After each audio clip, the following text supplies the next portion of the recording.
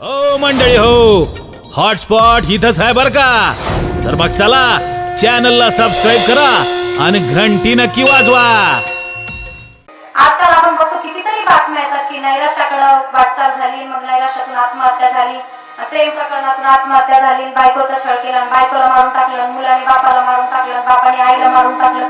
ही सगळी जी कारणं आहेत ही फक्त आपली नैतिकता ढासळत चालली आहे त्याची कारणं आहेत.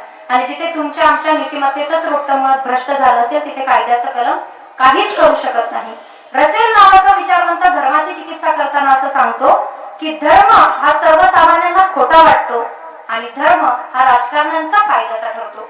त्यामुळे आपला धर्म आणि आपली सत्सद विवेक बुद्धी, आपला बुद्धी प्रामाण्यवाद या सगळ्यांची जोपासना करणं हे आपल्यावरती अवलंबून आहे. जोपर्यंत स्वतःमध्ये काय दडलंय हे आपण स्वतःचा शोध घेणार नाही तोपर्यंत आपल्याला सापडणार काहीच नाही. उलट आपली वाटचाल ही नैराश्याकडे होईल. एखाद्याला विचारलं की काय कस काय, आपण म्हणतो खुशाल आहे, पुढच्या मिनिटालाच जातो की त्याच्या आयुष्यातली किरकिर सुरू होते. फोनवर बोलता बोलता सगळे त्याच्या काही ज्या समस्या आहेत त्या आपल्याला कळतात. म्हणजे सुखी जगात कोणीच नाही, आपल्या सगळ्यांची वाटचाल चालली आहे सुखाकडे. पण आपण जर पाहिलं तर अंतःकरणापासून सुखी या जगामध्ये कोणीच नाहीये. आणि जर सुखी व्हायचं असेल तर काय करायचं, तर आपल्याला विवेकाच्या संगतीत जायचंय. माझा विवेक विवेक विवेक विवेकाच्या संगतीत जायचं म्हणजे काय करायचं, पोराचं नाव विवेक ठेवायचं का, त्याला विवेक भेटेल का, अजिबात नाही. तर विवेक हा ससा आणि कासवाच्या शर्यतीसारखा असतो. म्हणजे काय, ससा आणि कासवाच्या शर्यतीमध्ये ससा कितीही पुढे पळाला तरी विवेकाला हरवावं म्हणजे कासवाला हरवावं एवढी क्षमता विवेकामध्ये नसते. कारण अविवेक हा थोतांड असतो, खोटा असतो. अविवेकाची काजळी फेडून विवेक दीप उजळी. म्हणून आपल्या घरामध्ये एखादा दिवा असेल, त्याच्या वातीला जर काजळी आलेली असेल तर जोपर्यंत ती काजळी आपण काळी काढून टाकत नाही तोपर्यंत दिवा लख्ख प्रकाश देत नाही. आणि म्हणून आपल्या आयुष्यामध्ये आलेली ही अविवेकाची काजळी आपण काढून टाकावी. या सप्ताहाच्या निमित्तानं का होईना आपल्या अंतःकरणामध्ये आपण विवेक प्रज्वलित करावा. जोपर्यंत विवेक आपल्या आयुष्यात येणार नाही तोपर्यंत काहीच शक्य नाही. कारण संत ज्ञानोबा माऊली समाधीला गेले म्हणून ओवी हा प्रकार संपला नाही, किंवा संत तुकोबारायांची गाथा त्या काळातल्या कर्मठ लोकांनी बुडवली म्हणून ग्रंथ संपदा किंवा साहित्य संपदा संपली नाही.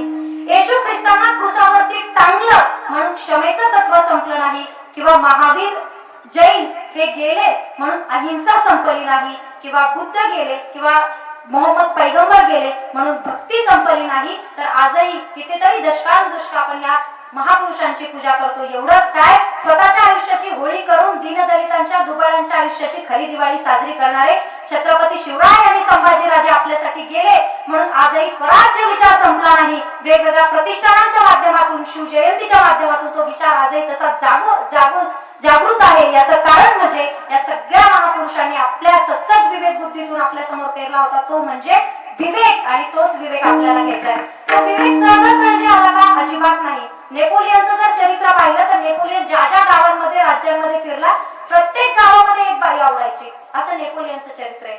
ज्या सिकंदराचं चरित्र जर आपण अभ्यास केला तर सिकंदर हा जगत जिंकण्याचं स्वप्न होतं, पण जिथे जिथे सिकंदर गेला तिथे तिथे वासना संपली नाही.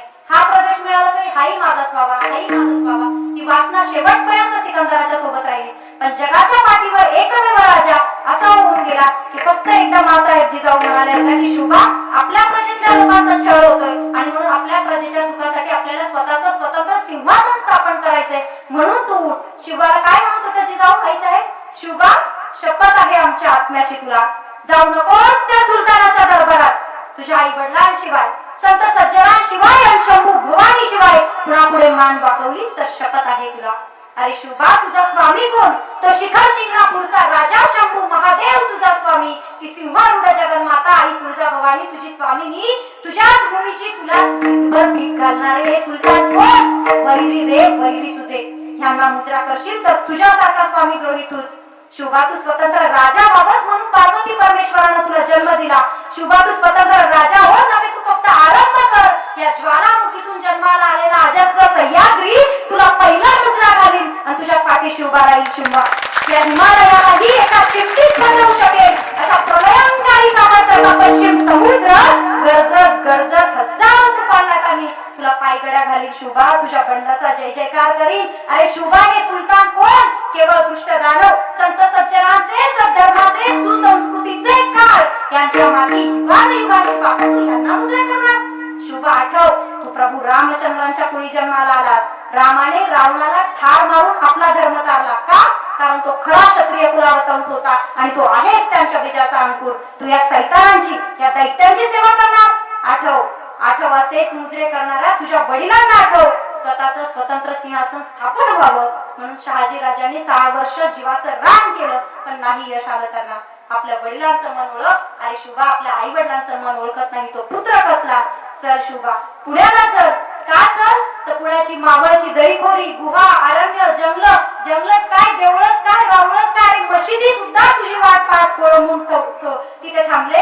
या सुलतानांनी सैतानी थैमान घातलंय आणि म्हणून शिवबा तू चल असा उपदेश जिजाऊ करतात आणि म्हणतात, प्रतिपश्चंद्राच्या रेखे वर्धिष्णू विश्व वंदिता शाह सुनो शिवेस्ते शाह मुद्रा भद्राय राजते, मुद्रा भद्राय राजते.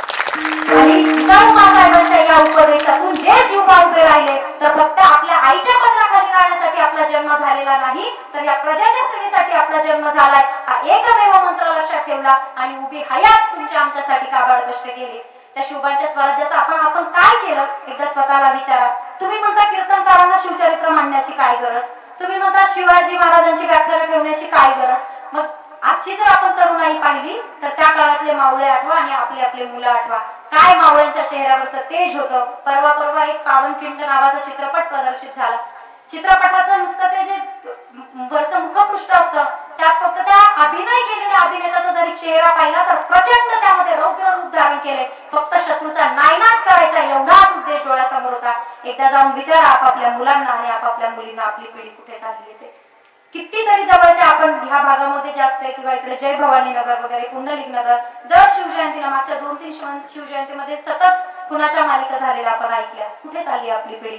या शिवाजी महाराजांच्या जयंतीच्या दिवशी त्यांचा जागर घालायचा आणि त्या शिवाजी महाराजांच्या जयंतीमध्ये दारूच्या नशेत गर्द व्हायचं ही कोणत्या शिवरायांची शिकवण होती? नव्हती हे मान्य आहे, पण तरी सुद्धा ही आपलीच मुलं असतात जी तिथे दारू पिऊन नाच करतात आणि त्या आपल्याच मुली असतात आई वडिलांचा कसलाही विचार न करता आई वडिलांना लांछन लावण्याचं काम करतात. मुलींनी कोणते ड्रेस घालावे, कसं राहावं, कसं वागावं याच्याशी मला काही एक घेणं देणं नाही.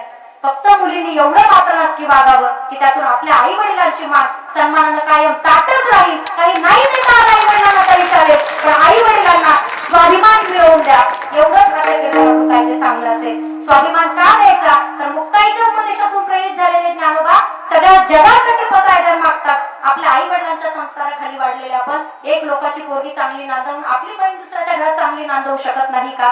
हा एकदा नैतिक विचार सगळ्यांनी आपापला प्रश्न आपापल्या अंतःकरणाला एकदा विचारा. जेव्हा विचाराल तेव्हा हे उत्तर नक्की मिळेल की आपली पिढी आजची पूर्णतः संस्कारहीन मी म्हणत नाही, पण काही अंशी संस्कारहीन जरूर झालीये आणि आई वडील म्हणून हे तुम्ही सगळ्यांनी मान्य करा.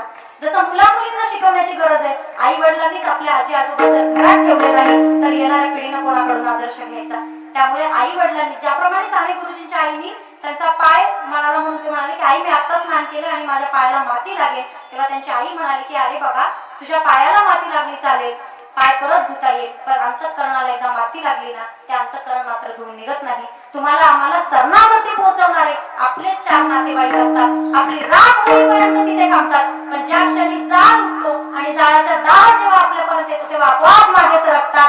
म्हणूनच एका अभंगामध्ये म्हटलं येसाती आली या ओळंगा सारंग धरू नाही तरी संसार जाईल लया, कोणाचे माय बाप कोणाचे गणवत मृग जळवत जाईल लया. कोणी कोणाचं नाहीये आणि कुणी कुणाचं नाहीये. म्हणूनच आपण सगळ्यांनी आपापला विचार करून नैतिकतेनं वागायचा प्रयत्न इथून पुढच्या काळात करायचा आहे. अभंग सोडवण्याचा मुद्दा वाटता याच्यासाठी केला नाही. अनेकदा कीर्तनाची वेळ कमी पडते, बराचसा वेळ निघून जातो आणि आज जरा फुगड्यांचा आनंद घेण्याचा आपण सगळ्यांनी प्रयत्न केला, त्यामुळे कीर्तनाला उशिराने सुरुवात झाली. पण पुढच्या वर्षी पुन्हा एकदा आपल्याला ह्याच संतांच्या चरित्रावरती मुक्ताबाईंच्या चरित्रावरती बोलता यावं, पुन्हा एकदा प्रकाश टाकता यावा आणि येण्याच्या प्रयत्नानं आपल्या सगळ्यांच्या आयुष्यामध्ये एक नवा विचार पेरून जाता यावं हा संकल्प इथेच ठेवते. आणि आपण सगळ्यांनी पुढच्या 10 मिनिटांमध्ये समोरच नक्की करते, कारण मला 11ची डॉट वेळ सांगितली होती. पण आता एवढं सांगितल्यानंतर तरी आपलं अंतःकरण निर्मळ व्हावं म्हणून प्रत्येकानं डोळे बंद करून आपल्या मनाशी एक संकल्प करायचा आहे. संकल्प छोटा असू देत मोठा असू देत, मी काय म्हणत नाही आपल्या कॉलनीच्या कॉलनीला पंक्ती द्या म्हणून. म्हणजे इथे आपण अन्नदान करणारे शेवटच्या दिवशी बोडके सर म्हणून त्यांचं नाव ऐकायला आलं की आपल्या आई वडिलांच्या विद्यार्थ्याने सगळ्यांना शेवटची पंक्ती त्यांच्या वतीने आयोजित करतात. तर असे काही जे छोटे छोटे संकल्प असतील असेल किंवा आई वडिलांची उभी हयात सेवा करण्याचा संकल्प असेल, गोमातेची सेवा करण्याचा, हा अंतःकरणपूर्वक एक संकल्प करा आणि आपल्या अंतःकरणातली मलिनता निघून जावी म्हणून एकदा सगळ्यांनी मोठ्या प्रेमानं भजन करा.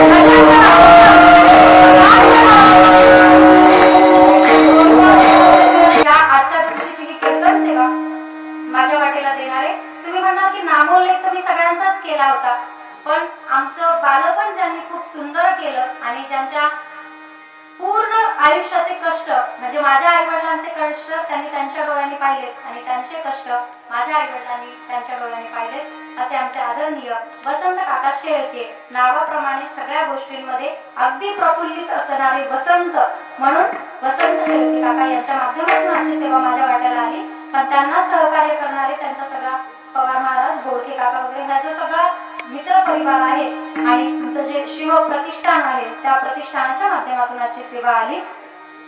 हो मंडळी हो, हॉटस्पॉट इथंच आहे बर का. तर मग चला चॅनलला सबस्क्राईब करा आणि घंटी नक्की वाजवा.